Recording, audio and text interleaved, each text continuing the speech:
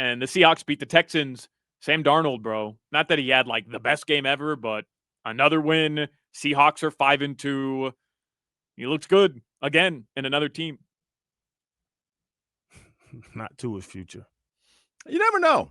Oh, You never know. We were talking yesterday if he can still throw the ball over 40 yards. Now he's going to go somewhere else and get strong as hell. Well, again, though, I think he would submit to you that everything has gone south, including the play calling, the protection.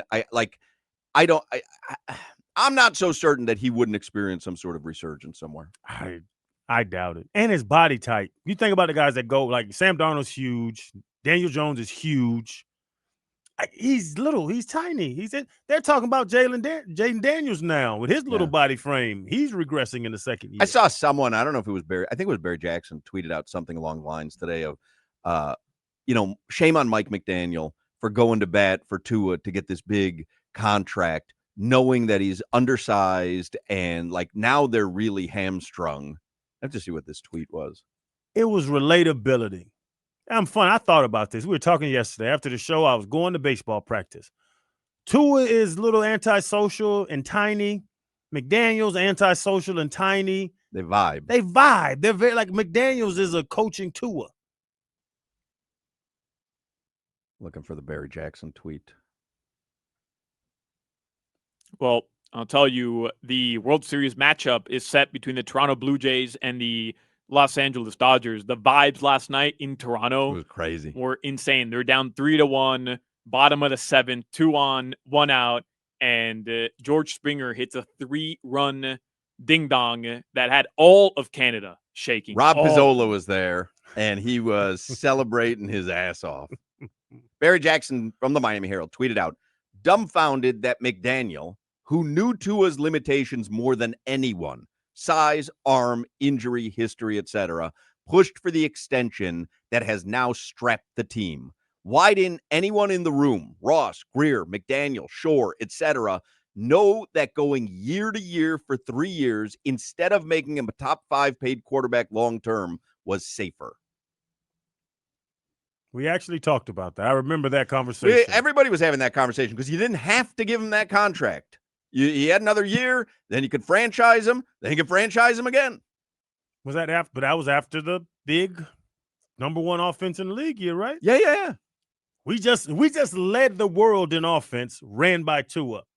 Let's do this for another 5. I can argue their side. I was on the side of double franchising. What is it going to matter? Right. The thing is, I think the Dolphins were not only fell victim to that season, but they needed it to work.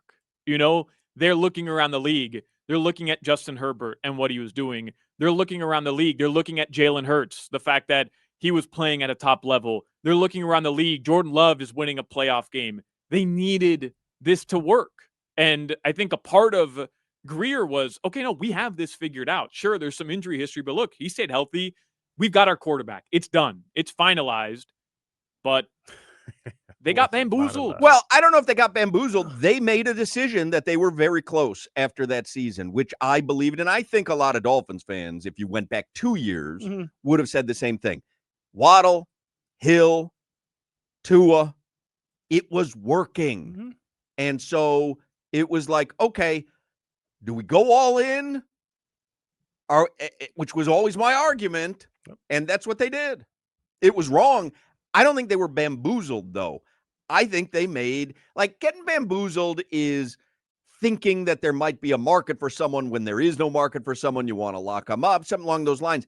I think this was, we've seen enough. The path that we're on is going to deliver the results that we want. So let's not have anything out in the open. Let's not have the Christian Wilkins situation. Let's get everyone in-house because we've got a winning product here. When I say they got bamboozled, sure, Tua, his stats were indicative of that contract for that season. But when I say they got bamboozled, they did because he didn't stay healthy the following season. They got bamboozled by that 1 year where they were able to stay healthy. And was there a market for Tua paying him that much money around the NFL after one season?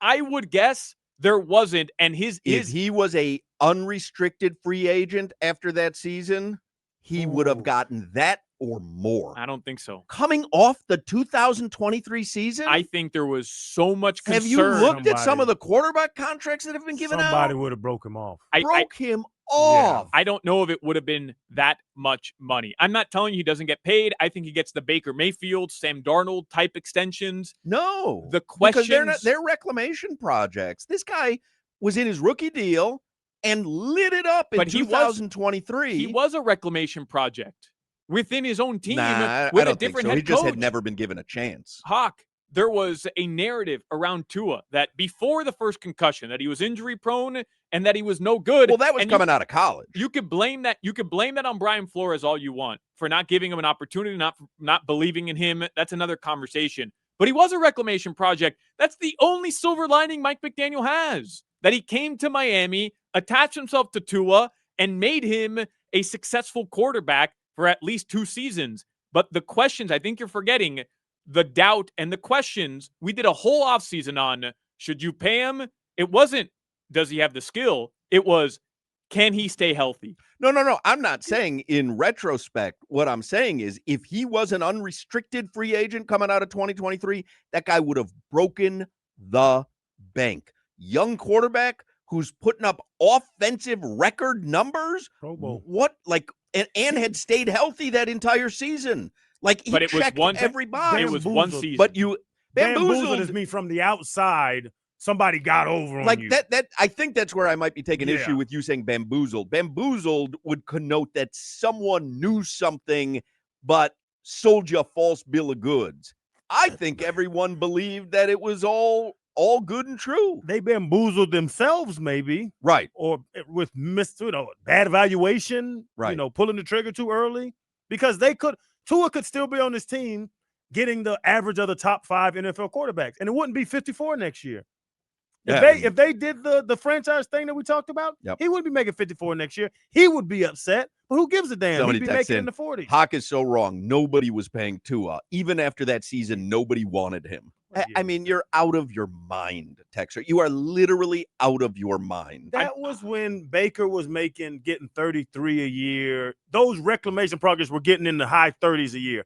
Tua would have got 40-something from somebody. Easy. Tua would have got 5 years, 200. We would have, Texter. Easy. I think you guys are forgetting the amount of doubt people had that Tua could stay healthy, because even coming into last season, before he got hurt again, and the Dolphins had paid Waddle, and they had paid Jalen Ramsey, and they had paid Mike McDaniel, and they had paid Tua Tagovailoa, people still didn't consider this team for real. They still thought Tua was a product of Tyreek Hill. They still pointed at the Dolphins' record against playoff teams and placed the most of that blame, the lack of success against good teams, quality teams, on Tua Tagovailoa being able to execute in big game moments. I think you're forgetting. I'm not telling you that nobody would have paid him.